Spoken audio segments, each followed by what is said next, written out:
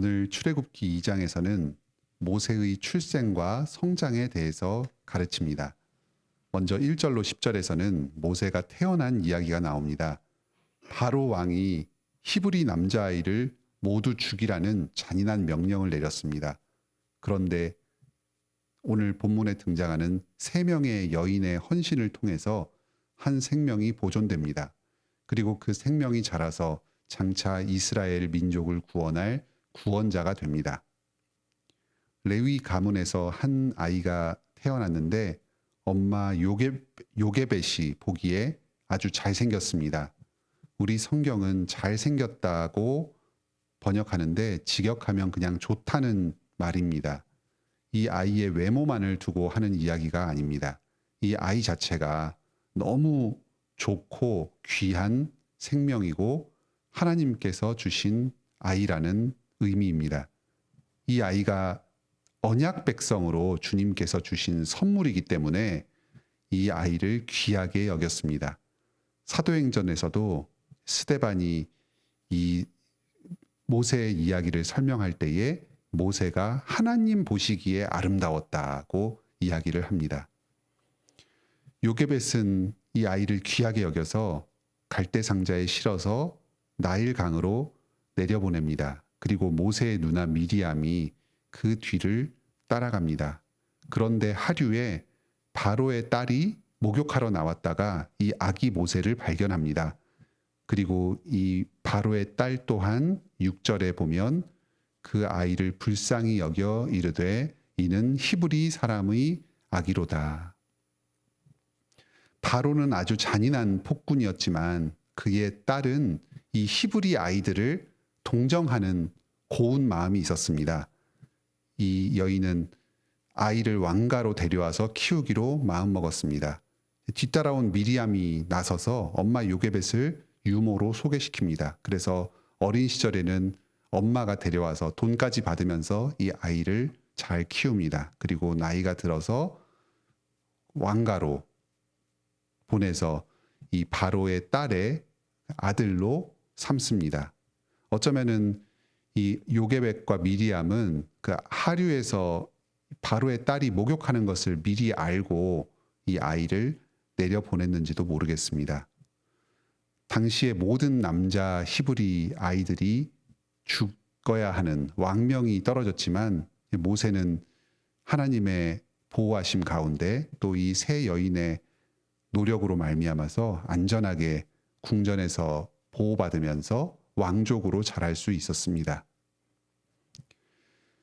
하나님께서는 이 작은 생명을 귀하게 여긴 이 3명의 여인들, 엄마 요게벳, 누이 미리암, 그리고 바로의 딸을 사용하셔서 기적적으로 모세의 생명을 구하셨습니다. 죽음 가운데서 모세를 건지시고 가장 좋은 조건에서 왕족으로 자라게 하셨습니다. 오늘 본문의 이 내용을 자세히 살펴보면 노아 홍수 때에 하나님께서 노아의 가족들을 구원하신 것이 연상됩니다. 갈대 상자라고 하는데 이 상자가 방주라는 말과 같은 단어입니다.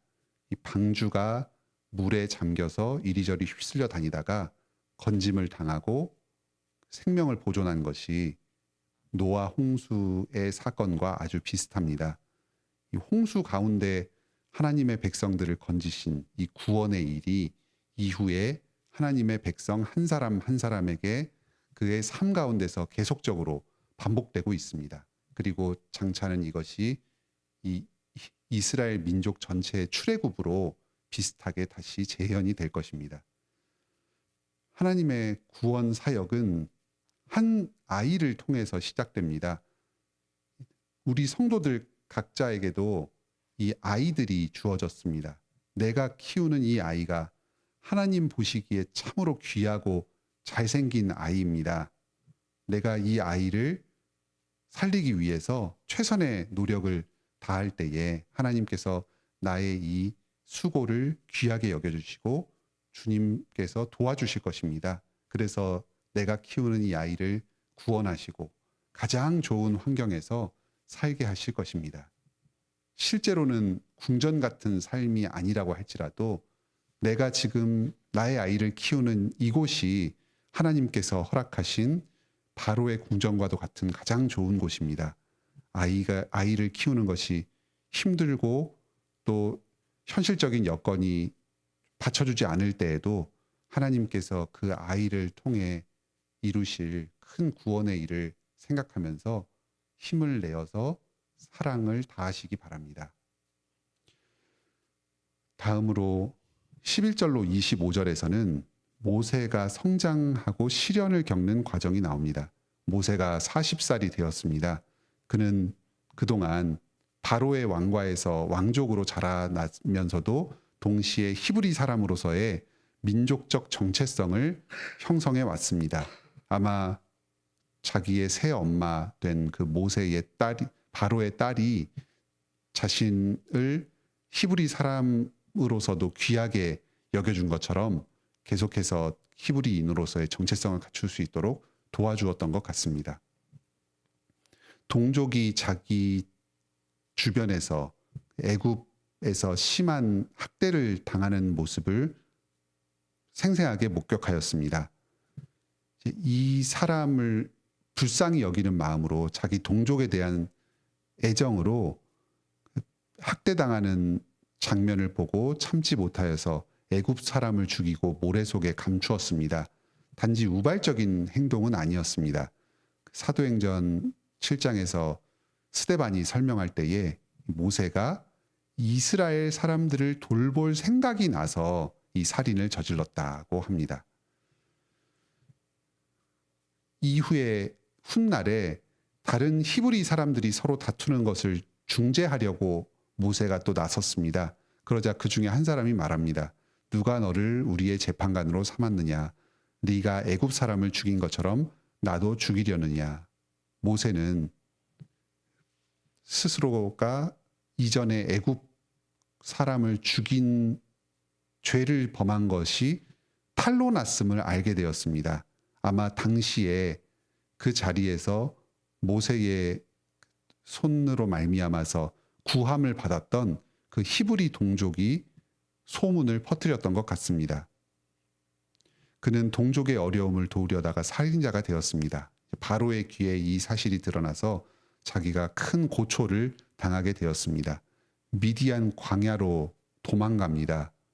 이렇게 내가 주변 사람들을 돕고 섬기려고 하지만 때로는 지혜가 부족해서 때로는 내가 섬기려는 그 사람이 나를 적대하고 거슬러서 섬김의 그 행위로 말미암아서 어려움을 겪게 되는 일이 있습니다.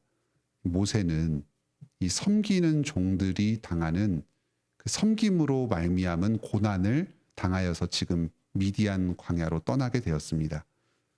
그런데 오히려 미디안에서 만난 사람들이 모세를 선하게 대접합니다. 모세가 미디안 제사장의 딸들이 가축들을 먹이려고 할 때에 다른 이 목자들과 다툼이 생긴 것을 해결해 주었습니다. 아마 모세가 당시에 건장한 사람이었고 성인 남자 한 사람을 완력으로 제압해서 목숨을 거둘 수 있을 정도로 힘이 있는 사람이었습니다. 여러 그 목자들하고도 대치해서 그들을 물리칠 수 있을 정도의 그 기백을 갖춘 사람이었습니다. 그러자 미디안 제사장의 딸들이 이 모세가 나서서 도와준 것을 보고 미디안 제사장이 감사를 표하면서 우리 집에서 함께 머물도록 선하게 대접합니다. 그리고 자기의 딸 십보라와 결혼을 하게 하고 그 아들도 낳아서 그 미디안 지역에서 함께 살도록 하였습니다. 자기 동족에게는 배척을 받았지만 오히려 다른 이방인들에게 선하게 대접을 받고 그들과 함께 지내게 되었습니다. 모세는 이곳 미디안 광야에서 40년간 머무릅니다. 80살의 노인이 되었습니다. 어떠한 생각을 하면서 40년의 세월을 보냈을까요? 왕족에 속하여서 당대 최고의 교육을 받았고 이런 지식과 또 힘을 함께 겸비한 사람이 되었습니다.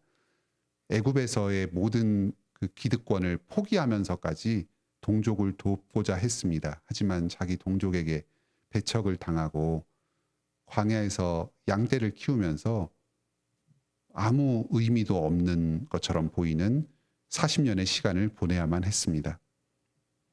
하지만 그동안에도 하나님은 이스라엘 백성들을 기억하셨습니다. 23절에 이스라엘 백성들이 고된 노동으로 부르짖는 소리가 하나님께 상달된지라. 하나님께서 이스라엘 자손을 돌보셨고 그들을 기억하셨더라. 40년째 광야 생활 중이었던 이 모세를 사용하셔서 구원의 일을 시작하십니다. 우리는 이 하나님의 관점으로 보았을 때에 모세가 겪었던 40년 동안의 미디안 광야에서의 이 방황의 시절이 결국 그를 민족의 지도자로 하나님의 일꾼으로 쓰임받기에 합당한 자로 준비된 과정이었음을 고백하게 됩니다. 모세는 미디안 광야에서 비로소 그 애굽에서 거하는 다른 동족들과 마찬가지의 처지가 되었습니다. 이전까지 그는 애굽에서 거하는 이스라엘 백성이었을 때 왕족으로서 생활을 했습니다. 하지만 미디안 광야에서 비로소 그는 나그네로서 타국에서 지내는 처지를 함께 경험하게 됩니다. 22절에 자기의 아들의 이름을 게르솜이라 지으면서 내가 타국에서 나그네가 되었다 합니다. 애굽의 이스라엘 백성들의 처지를 이제서야 깨닫게 된 것입니다.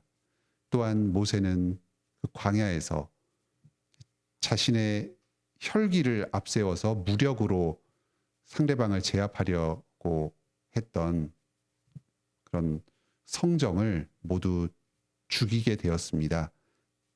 그의 온유함이 이 땅에서 가장 뛰어난 사람으로 온유한 자로 성품을 형성하게 되었습니다. 또 이전에는 자기가 스스로를 지도자로 내세우면서 다른 백성들을 돕고자 앞장서는 역할을 자임했지만 이후에는 내가 어떻게 나설 수 있습니까 하면서 하나님 앞에서 겸손하게 자기를 낮추는 태도를 보입니다. 이렇게 지도자로서의 필요한 여러 겸손과 온유와 또 그 다른 백성들의 그 고통을 함께 체휼하는 이런 준비를 거치게 됩니다. 지도자로서 다른 백성들과 마찬가지로 철저하게 낮아지고 다른 백성들의 아픔을 함께 겪으면서 공감하게 되었습니다. 이럴 때 비로소 하나님께서 이 모세를 사용하셔서 구원의 일을 이루십니다. 오늘 이 출애굽기 2장은 하나님께서 얼마나 신실을 하고 지혜롭게 구원의 일을 행하시는지를 잘 보여줍니다. 하나님께서는 우리 한 사람 한 사람을 사용하셔서 구원의 일을 이루어 가십니다. 지금 여러분도 가정에서 그리고 교회에서 그 쓰임받는 사람을 키우는 일에 동참하고 계십니다. 또한 여러분 한 사람 한 사람이 하나님의 연단을 받아서 그 다른 백성들을 구원할 지도자로 양육되고 있습니다.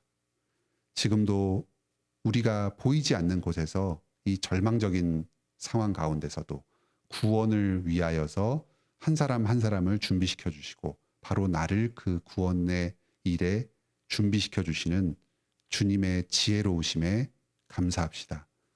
지금도 우리 성도들 한 사람 한 사람의 부르짖음을 들으시고 기억하시는 그 주님의 신실하심을 감사합시다. 오늘도 주님의 부르심에 순종하며 구원의 일에 동참하고 또 주님께서 우리 가운데 행하실 구원의 일을 신뢰하며 기대하는 복된 하루를 보내시기 바랍니다. 함께 기도합시다. 하늘에 계신 우리 아버지, 오늘 출애굽기 2장 말씀을 통해서 이스라엘 백성을 구원하시는 하나님의 신실하심을 보게 하여 주시니 감사드립니다. 또한 오늘도 주님의 이 구원의 이 신실하심이 우리 한 사람 한 사람에게 또 우리의 교회에 임하고 있음을 깨닫게 하여 주시니 감사드립니다. 이스라엘 백성들이 애굽의 여러 고초 가운데서 핍박당하고 또 하나님을 제대로 예배할 수 없을 때에 하나님께서는 한 사람 모세를 준비시키시며 이 구원의 일을 신실하게 준비하여 주셨습니다. 오늘도 우리가 살고 있는 이 땅 가운데 많은 죄와 고난과 핍박이 있고 우리 교회적으로 또 개인적으로 또 겪는 여러 어려움들이 있습니다. 하나님께서 결코 이 어려움을 간과하지 않으시고 우리의 탄식과 고통을 들으십니다. 그리고 구원의 일을 준비하여 주십니다.